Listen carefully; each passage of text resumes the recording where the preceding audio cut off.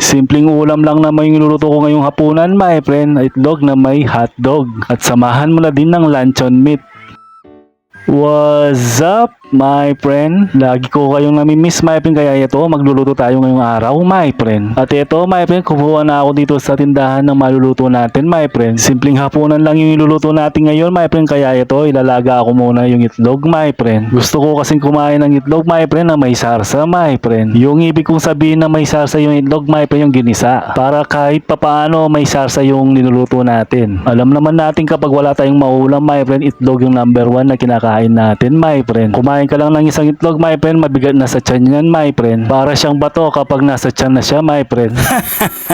Kaya tuwing umaga, my friend, kung wala akong almusal, my friend, kumukuha lang ako sa tindahan ng itlog, my friend. Pero ngayong araw na to, my friend, hapunan muna namin ngayon yung itlog, my friend. At sasamahan ko pa ng itlog at saka ng luncheon meat, my friend. Kaya tara, luto na tayo, my friend. Siyempre, bago tayo manggigisa, my friend, magpipirito muna tayo, my friend. Prinito ko ng bahagya muna yung mga luncheon meat, my friend. Pero kung nagmamadali ka, my friend, pwede mo nang isabay dun sa ginigisa mo, my friend. Sa akin kasi, my friend, ganito yung ginagawa ko muna, my friend. Para magandang tignan lang kapag nilagay natin sa ginisa natin.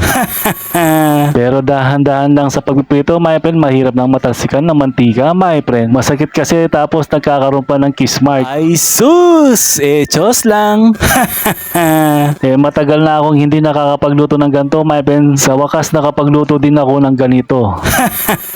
Ewan ko anong tawag dito sa niluluto ko ngayon, my friend. Baka siguro sabihin na lang natin na ginisang tomato sauce sa itlog o itlog na may tomato sauce. Basta ang alam ko pag ganito yung ulam namin, my friend, masarap yan, my friend, kahit na ganito kasimple lang na ulam. Kaya kapag kumain ka ng ganito, my friend, sigurado mapapa-extra rice ka din, my friend.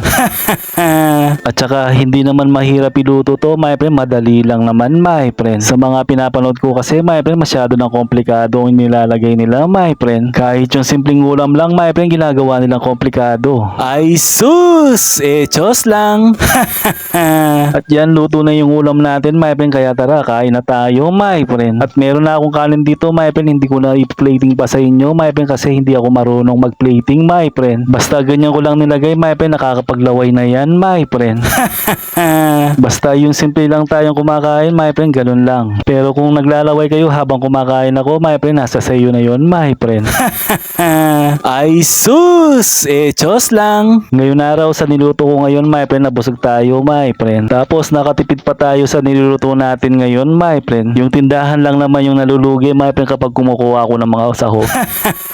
At least yung kita nakakabusog naman sa amin. Kaya sige na mga friends.